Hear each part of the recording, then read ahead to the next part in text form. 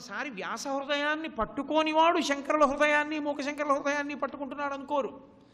వ్యాసుణ్ణి తెలుసుకుని విన్న తర్వాతే శంకరాచార్యుల వారి మాట కానీ మూకశంకరుల మాట కానీ మీరు వింటున్నారు కదా. అందుకని కరధృత కోదండబాణ శృణిపాశం, ఈ కోదండము బాణములు ఇది అత్యంత ప్రధానం. ఇక్కడ మళ్ళీ మీకు నేను ఒక మాట చెప్పాలి. ఒకవేళ ఆవిడ పట్టుకోలేదు, ఆవిడ చెరుకు విల్లు బాణాలు పట్టుకోలేదు, ఆవిడ పాశము పట్టుకోలేదు, అంకుశము పట్టుకోలేదు, ఆవిడ 4 చేతులు ఉత్తినే ఖాళీగా పెట్టుకుని 4 ఇలా కిందకు మడిచేసి కూర్చుంది. ఆవిడ ఇవ్వదా? అవి పట్టుకోకపోతే పట్టుకుంటే తేడా వస్తుందా? పట్టుకుంటే ఏ అనుగ్రహం ఇస్తుందో పట్టుకోకపోతే ఆ అనుగ్రహం ఇవ్వదా? ఇస్తుంది. కానీ పట్టుకోవడం ఎందుకు మరి? నేను ఇది ఇస్తానని మీకు నమ్మకం కల్పించడానికి కాదు. నేను అన్నం పెట్టడానికి సిద్ధంగా ఉన్నాను. నేను అయ్యా భోజనం చేయడానికి రండి మా ఇంటికి రండి అని వీధిలో నిలబడి అన్నాను అనుకోండి, మీరు నమ్ముతారు. ఓ భోజనం పెడతాడులో ఉంది పాపం రమ్మంటున్నాడు ఇదని. నేను అసలు అలా నించున్నాను అనుకోండి ఇంటి ముందు, వీధి వంక చూస్తున్నాడు అనుకుంటారు. నా మనసు మీకు ఎలా తెలుస్తుంది? నా మనసు మీకు చెప్పడానికి ఈరోజు ఏదో ద్వాదశి సందర్భమున మా ఇంటి యందు ఒక 500 మందికి నేను ఒక ఔపోసన వడ్డించుకొనుచున్నాను, దయచేసి మీ అందరూ వచ్చిన ఆతిథ్యమును స్వీకరించి నన్ను ధన్యుని చేయవలసినది అని ఓ బోర్డు పెట్టి నేను వీధిలో నించున్నాను అనుకోండి, అయ్యో పాప ఈయన భోజనాలు పెట్టుకుంటున్నాడని మీరు లోపలికి వస్తారు కదా. ఆ బోర్డు లేకపోయినా నేను అన్నం పెడతాను, బోర్డు ఉన్నా అన్నం పెడతాను. మరి బోర్డు ఎందుకు? మీకు తెలియడానికి నేను అన్నం పెడతానని. బోర్డు లేకపోయినా పెట్టేది నేనే, బోర్డు ఉన్నా పెట్టేది నేనే. అమ్మవారు ఆయుధాలు పట్టుకోవడం అలాంటిది. ఆ తత్వం పట్టుకోవడం కంచెన ఒక్కతే. ఆయుధాలు నీకేమైనా చేస్తాయనుకోకు, ఆయుధాలు ఏం చెయ్యవు. ఆయుధాల ద్వారా వస్తున్నది ఆవిడ అనుగ్రహమే. అవి లేకపోయినా అనుగ్రహిస్తుంది. అవి లేకపోయినా అనుగ్రహిస్తుంది కాబట్టే ఓ గమ్మత్తుంది. ఆనందవల్లీ స్వరూపంలో ఉంది అగస్త్య మహర్షి పూజ చేసిన చోట ఆవిడ. కాబట్టి ఆ తల్లి ఆయుధాల్ని పట్టుకుంది అంటే ఏ కారణము చేత పట్టుకుందని నువ్వు ఆలోచించమని దాని అర్థం.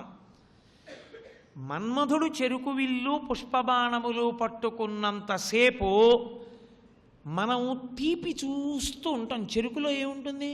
తీపి ఉంటుంది. పువ్వులలో ఏముంటుంది? తీపి ఉంటుంది. మనం తీపి తింటూ ఉంటాం. ఆయన చేతిలో ఉన్నటువంటి చెరుకు విల్లు పుష్పబాణములు మన మీద పడినంతసేపు కూడా కేవలం ఏదో స్త్రీ పురుష సంబంధమైన కామమే అని మీరు అనుకోకండి. లౌకికమైనటువంటి కామము కలుగుతూనే ఉంటుంది. ఆ కోరిక అనుభవిద్దాం, ఈ కోరిక అనుభవిద్దాం, అక్కడికి ఎడదాం, ఇక్కడికి ఎడదాం, అది చేద్దాం, ఇది చేద్దాం, కోరికలు పుడుతూనే ఉంటాయి. అదే అమ్మవారు పట్టుకుందనుకోండి, కోరికలన్నీ ఆగిపోతాయి. కోరికలన్నీ ఆగిపోవడం అంటే ఇంకా అసలు అతను ఏమీ చెయ్యడండి అని మీరు అనుకోకండి. చేస్తాడు. ఎలా చేస్తాడో తెలుసా? ఆయన చేసేవి అన్నీ కూడా, ఆయనకి సుఖములన్నీ కూడా ఏవి అంటే భగవత్ సంబంధంగానే సుఖం. భగవంతుడి సంబంధాన్ని పక్కన పెట్టి ఆయనకి సుఖం ఉండదు. ఆయన తింటాడు చక్కెర పొంగలి, ఆయన తింటాడు పులిహార. ఎప్పుడు? భగవన్నివేదితమైతేనే. భగవన్నివేదనము కాని పదార్థం తినడం. చాలామంది స్వీట్ స్టాల్లో మేము తినవండి, హోటల్లో మేము తినవండి అంటారు. ఎందుకు తినరు? ఇప్పుడు మీ ఇంట్లో పులిహార వండారండి, హోటల్లో పులిహార వండారు. మీ ఇంట్లో అన్నం వండారు, హోటల్లో అన్నం వండారు. మీ ఇంట్లో కూర వండారు, హోటల్లో కూర వండారు. ఏమిటి ఇక్కడ తినడానికి అక్కడ తినడానికి తేడా? ఇక్కడ తింటే కడుపు నిండింది, అక్కడ తింటే కడుపు నిండింది. ఎందుకు తినడం హోటల్లో? ఒక్కటే కారణం, వాడు భగవన్ నివేదనము చేసి పెట్టలేదు. ఏమో వాడు చేశాడేమో మీకు ఎలా తెలుసండి అంటారేమో. భగవన్ నివేదనము చేసి వడ్డించినదైతే చెప్పులు వేసుకుని మీకు వడ్డించడు. ఎడంచేతిలో పాత్ర పట్టుకుని వడ్డించడు. భగవత్ ప్రసాదమును నువ్వు తింటున్నది నిజమైతే నువ్వు చొక్కా వేసుకుని తిను. కాబట్టి అది ఎలా ఈశ్వర ప్రసాదమైంది? కాబట్టి తినడాయన. కాబట్టి అగ్రహారంలోకి వెళ్ళి అయ్యా ఇంత భోజనం పెడతారా అని అడిగి తింటాడు. అది కారణం. అంటే ఆయనకి అన్నం కాదు కావలసింది, భగవత్ ప్రసాదం కావాలి. ఈశ్వర సంబంధం ఉంటే తింటాడు, ఈశ్వర సంబంధం లేకపోతే ఈ కడుపుకి ఇంకోటి తింటాడు. ఓ చెట్టుకున్న పండు తీసుకుని తింటాడు, ఇప్పుడు దోషం లేదు. ఆవు దగ్గరికి వెళ్ళి అయ్యా కాసిన పాలు ఇవ్వండి అని కాసిన పాలు తాగుతాడు, లేదా తటాకంలో ఉన్న కాసిన నీళ్లు తాగి కడుపు నింపుకుంటాడు తప్ప ఆయన తినడు ఇంకోలా. ఎందుకు తినడు? ఒక్కటే కారణం, అది భగవత్ ప్రసాదము కాదు. ఇప్పుడు నాలుకకి కావాలా, భగవత్ సంబంధంతో కావాలా? భగవత్ సంబంధంతో కావాలి. భగవంతుడికి నివేదన చేసి నీకు పెట్టాడు, ఉప్పు ఎక్కువైంది అన్నాడు ఆ మాట. ఆ కూర పక్కన పెట్టి ఒక్క ముక్క తీసుకుని ఇంత అన్నంలో తినేసి ఇంతే కూరతో అంత అన్నం తినేసి ఉత్తరాపోసనం పట్టేస్తాడు. పట్టి ఉప్పు ఎక్కువైందమ్మా చూసుకోండి అని చెప్తాడు తప్ప ఉప్పు ఎక్కువైంది అండవు. అది ప్రసాదం, అందులో ఉప్పు ఎక్కువైనా కారం ఎక్కువైనా ప్రసాదం, రుచి చెప్పడు. అది దానిలో లేదు, ఇక్కడుందా సంస్కారం. అది ప్రసాదం ఎప్పుడు నీకు సంస్కారం ఉంటే. అది ప్రసాదం కాకుండా ఎప్పుడు పోతుంది? నీకు సంస్కారం లేకపోతే. నీ సంస్కారము చేత ప్రసాదమైనట్టే అమ్మవారి చేతి 5 బాణములు ఎవరి మీద పడతాయో, అమ్మవారి చేతి చెరుకు విల్లు ఎవరు చూస్తారో వాడికి సుఖములన్నీ ఈశ్వర ప్రసాదములు. అంటే ఇప్పుడు ఆయన మాధుర్యం అనుభవిస్తాడు. ఏది ఆయనకి చూడాలనిపిస్తే ఏం చూడాలనిపిస్తుంది? ఎప్పుడు ఏదో గుడికి వెళ్ళడం, మఠానికి వెళ్ళడం, మహాపురుషుల యొక్క చిత్రాలు చూడడం, మహాపురుషుల దర్శనం చేయడం, దేవాలయాల్లో ధ్వజస్తంభాలు చూడడం, శిల్పాలు చూడడం, ఇవన్నీ ఇష్టం. ఏమంటే సరదాగా బజార్కి వెళ్దాం వస్తారేంటి అన్నారు అనుకోండి, అబ్బా నేను రాలేనండి బాబు నాకు వద్దంటాడు. అది ఏంటంటే మీరు కంచి వచ్చారు కదా, కంచిలో పట్టు చీరలు బోల్డ్ ఉంటాయి, పోన్లేండి కొనద్దు రండి చూద్దురు కానీ మేము అందరం కొంటామంటే, బాబు నేను ఏం చూస్తాను మీరు చూసి కొనుక్కోండి బాబు నేను రానంటాడు. ఎందుకు రాడైనా? ఆయనకు అనురక్తి లేదా చీర మీద. అదే ఏమండే మన గుళ్ళో డబ్బులు ఉన్నాయి కొన్ని, అమ్మవారికి 4 చీరలు కొందాం వస్తారేంటి అన్నారు అనుకోండి, ఎగిరి గంతేసి వస్తాడు. ఎందుకు? అమ్మవారికి చీర అంటే అమ్మవారికి ఏ రంగు చీర బాగుంటుంది, అమ్మవారికి ఎలా కడితే బాగుంటుంది, ఆయనకి అలా ఆలోచించడం సంతోషం, అందుకు వస్తాడు. అది పండాడని గుర్తు. వాడి మీద అమ్మవారి బాణాలు పడ్డాయి. ఇది మా ఆవిడికి బాగుంటుందని ఊహించి పక్కన భార్య లేకపోయినా కొన్నాడు, ఇంటికి వెళ్ళాక చీ అంటే అంది తర్వాత మాట. ముందు వీడు సంతోషించి కొన్నాడు, వీడి మీద మన్మధుడి బాణాలు పడ్డాయి. లేదు అంటే భార్యకి చీర కొనకూడదా అండి అని అనకండి. నేను ఒక మాట చెప్తాను, పరదేవత అనుగ్రహం. నా భార్య నన్నంత అనుగమిస్తుంది, పిచ్చి తల్లి, దానికి ఏ కోరిక లేదు. నేను ఏది పట్టుకెళ్ళిస్తే పరమ సంతోషం అండి, కామాక్షి దగ్గర పెట్టి తెచ్చారా అంటుంది, లేకపోతే కంచి నుంచి వచ్చిందని పూజామందిరంలో పెట్టి కట్టుకుంటుంది. నాకు అటువంటి భార్యనిచ్చావు తల్లి, దానికి ఓ చీర పట్టుకెడతాను నీ ప్రసాదంగా, కంచిలో కొన్నది కామాక్షి చీరే అనుకుని కొన్నాడు. ఇప్పుడు ఆయన భక్తితోనే ఉన్నాడు, పరదేవత బాణములు పడ్డాయి. ఇది భావన సౌకుమార్యం. ఇద్దరూ ఒక కర్మే చేస్తారు. అందుకే దేవాలయానికి వెళ్ళి కోరినటువంటి కోరికలు కొన్ని బంధనములు, కొన్ని బంధనములు కావు, బంధనములు విడుతాయి కొన్ని కోరికలకి. ఇప్పుడు ఇద్దరు వెళ్ళి కనకదుర్గమ్మ దగ్గర నించున్నారు.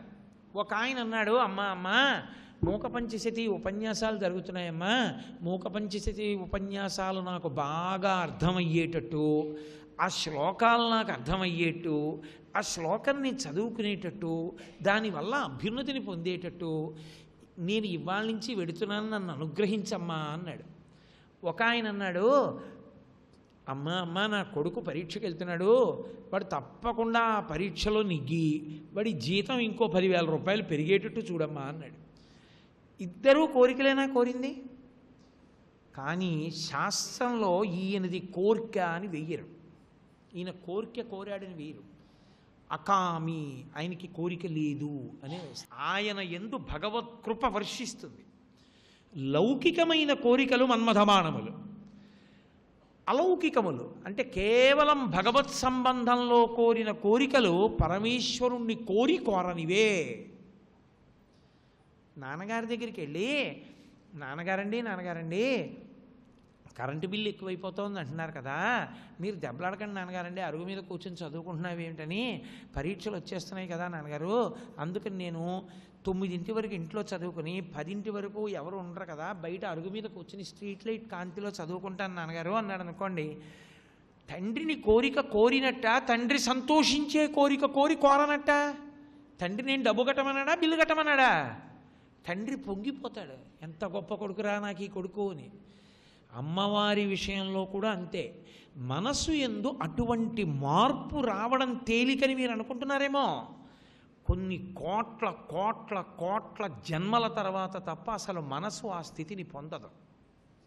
నాకొద్దు లౌకికం, నాకు ఇష్టం లేదు, నాకు అనవసరం, నాకు దాని మీద అనురక్తి లేదు అని అందో.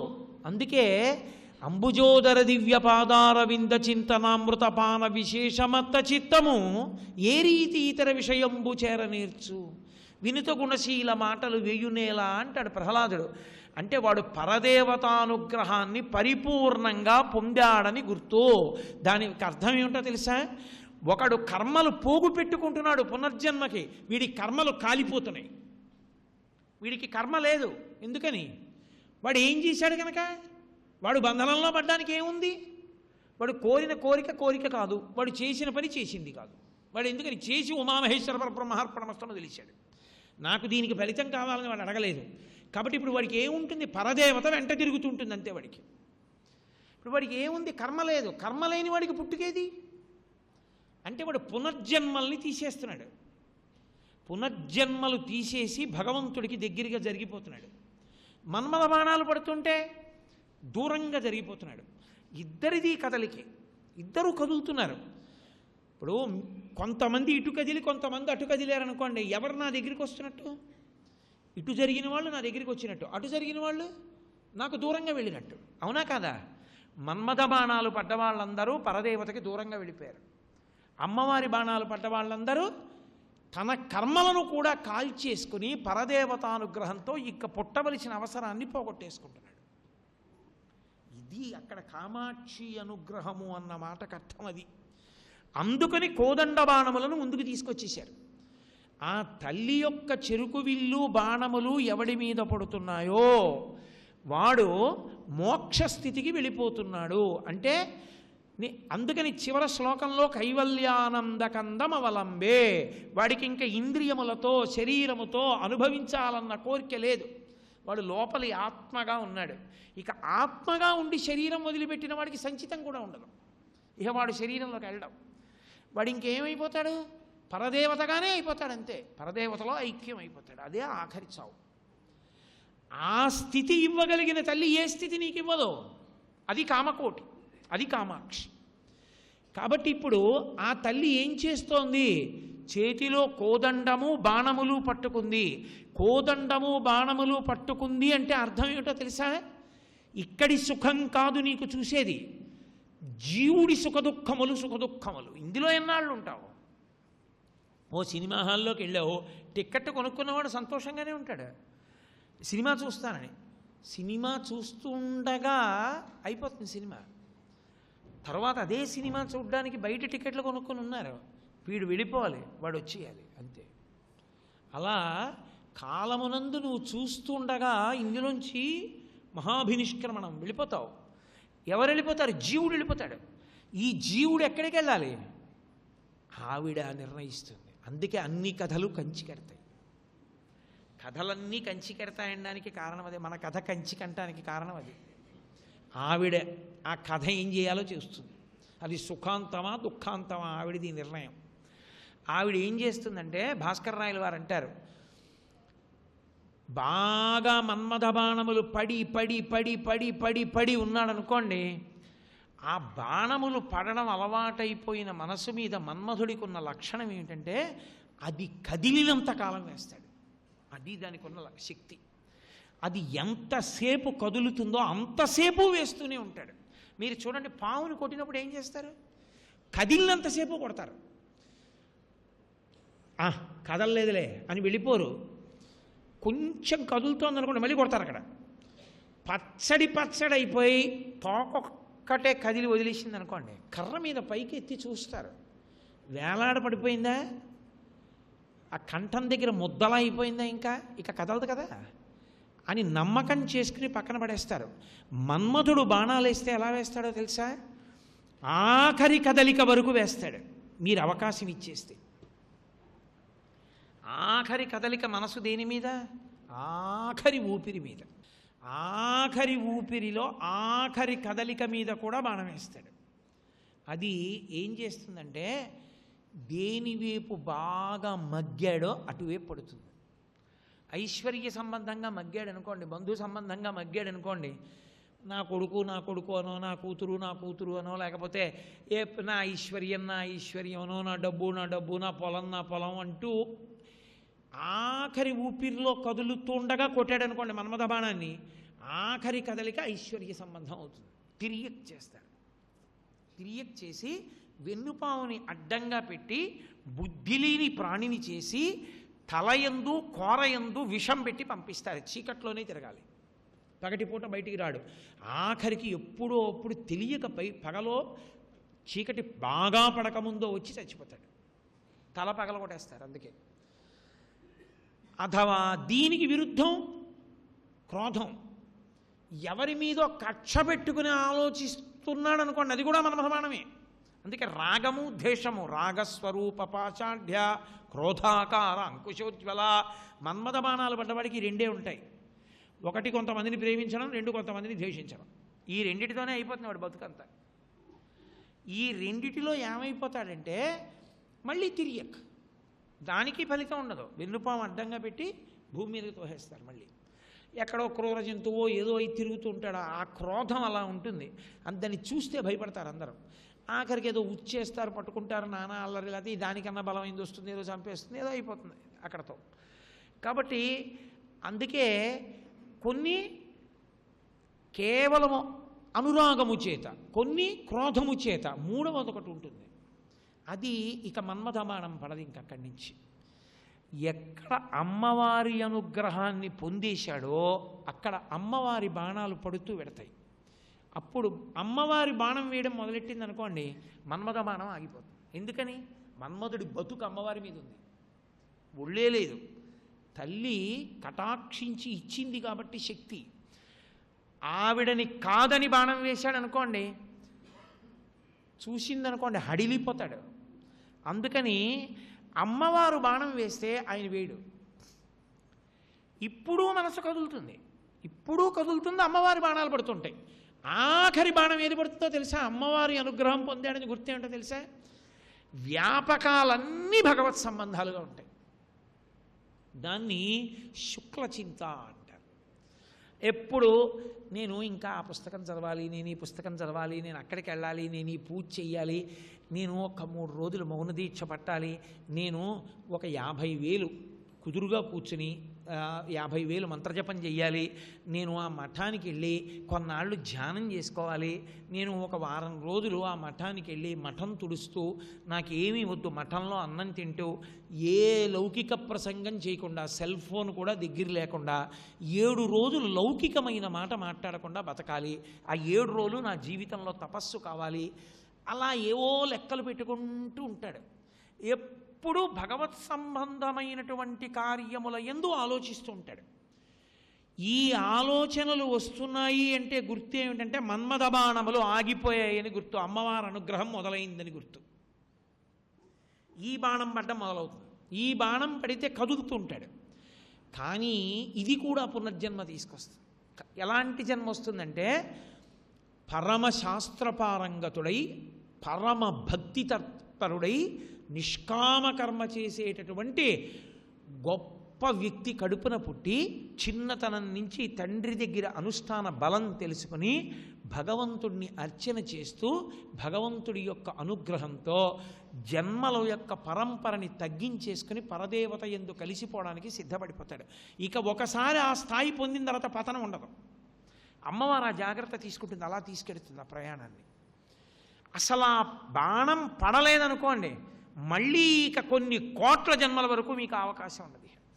వెళ్ళిపోయారనుకోండి, ఒక్కసారి తిరియక్క కింద వెళ్ళిపోతే ఇక మళ్ళీ రాడిహ మనుష్యుడిగా కొన్ని కోట్ల జన్మల తర్వాత ఎప్పుడు. అందులో కలియుగమునందు ఏమిటో తెలుసా? కృతయుగంలో ఇవ్వరు పునర్జన్మ. కలియుగంలో అమ్మవారి బాణం పడని వాడికి మళ్ళీ కలియుగంలోనే జన్మ, అప్పటి వరకు నరకమే. అదే కలియుగంతో ప్రమాదం. అంటే కృతయుగం, త్రేతాయుగం, ద్వాపరయుగం దాటాలి, దాటితేనే ఇస్తారు జన్మ. వ్యాసుడే చెప్పాడు స్వయంగా. ఇంతసేపు అనుభవిస్తుంటాడు అక్కడ, పుణ్యమైన పాపమైన అంత ఫలితం. అందుకని అమ్మవారి బాణం పడిందనుకోండి, వాడు అదృష్టం, కృతయుగంలో పుట్టేస్తాడు. పుట్టేసి కృతయుగంలో పుణ్యం చేసుకుని జ్ఞానాన్ని సంపాదించుకొని, కృతయుగం 4 పాదాల ధర్మం ఉంటుంది కాబట్టి ఈశ్వరుడు ఎందుకు కలిసిపోతాడు, ప్రతిబంధకాలు ఉండవు. 4వది ఉంటుంది. 4వ దాని ఎందు నేను ఇందాక చెప్పానే, అసలు వాళ్ళకి ఇంకా పుణ్యము లేదు, ఏమీ లేదు. వాళ్ళు ఆత్మగా నిలబడి ఉంటారు. ఈ శరీరాన్ని సాక్షిగా చూస్తూ ఉంటారు. అలా సాక్షిగా చూస్తూ శరీరం పడిపోతున్నప్పుడు, ఊపిరి ఆగిపోతున్నప్పుడు కూడా ఈ శరీరం పడిపోతోందని సాక్షిగా ఆఖరి ఊపిరిలో కూడా దీని ఖేదాన్ని గమనిస్తాడు. అప్పుడు వడిక పుట్టడు, అమ్మవారి యందు కలిసిపోతాడు. ఇవి ఎప్పుడు కలుగుతాయి? అసలు ఆవిడ చేతిలోని కోదండము బాణములు ఉన్నాయి, ఇవే మన్మధుడి దగ్గర ఉన్నాయి. ఆయన అవే పుష్పబాణాలు వేస్తాడు, ఈవిడ అవే పుష్పబాణాలు వేస్తుంది. ఆ పుష్పబాణములు కర్మములను పెంచేసుకుంటూ పెడతాయి. అవి తీపే, మీరు అది పట్టుకోవలసింది. ఆ చెరుకు తీపే, ఆ పువ్వులలోని మకరందము తీపే. కానీ అది ఏం చేస్తుందో తెలుసా? అది కర్మలను, పుణ్యాన్ని, పాపాన్ని విపరీతంగా పెంచుకుంటూ వెళ్ళిపోతుంది. అక్కర్లేని వాని ఎందు పెట్టుకుంటాడు. ఇప్పుడు అసలు జగత్తులో అసత్యమైన వాటిని అన్నింటినీ పట్టుకుంటే ఏమవుతుందండి? అసత్యమైన వాటిని పట్టుకుని తిరిగితే అదే అసత్యం, నీకేం ఒరిగిస్తుంది? అది నీకేం ఒరిగించదు. కర్మ ఇంకా పెరుగుతూ వెళ్ళిపోతుంది. కర్మ తగ్గించుకోవడానికి మనుష్య శరీరం, కర్మ పెంచుకుంటూ పోతే ఇంకాను మళ్ళీ ఎప్పుడు వస్తావు? ఒకవేళ వచ్చావు, అప్పుడు తగ్గిస్తావా? ఇప్పుడు తగ్గించండి. ఇప్పుడు ఒకటి చేయలేదా, అప్పుడు చేస్తావా నువ్వు? ఏమి నమ్మకం? అప్పుడు అసలు ఈ పాటి తెలుస్తుందని నమ్మకం ఏంటి? అందుకనే అసలు మూక పంచశతి వినరన్నారు. మూక పంచశతి వినలేరు. కారణమేమి? పరదేవత బాణం పడ్డం మొదలైంది, అమ్మవారి చేతిలో బాణములకు ఈ శక్తి ఉందని తెలుసుకోవడం ప్రారంభం కావాలంటే ఎన్ని కోట్ల జన్మలు ఎత్తితే మూక పంచశతి వినడం, చదవడం కుదరదు, అసలు బొమ్మన్నారు. కాబట్టి ఆ తల్లి చేతి బాణములు ఎవరి మీద పడుతున్నాయో వాడు పునర్జన్మలను తగ్గించేసుకుంటున్నాడు.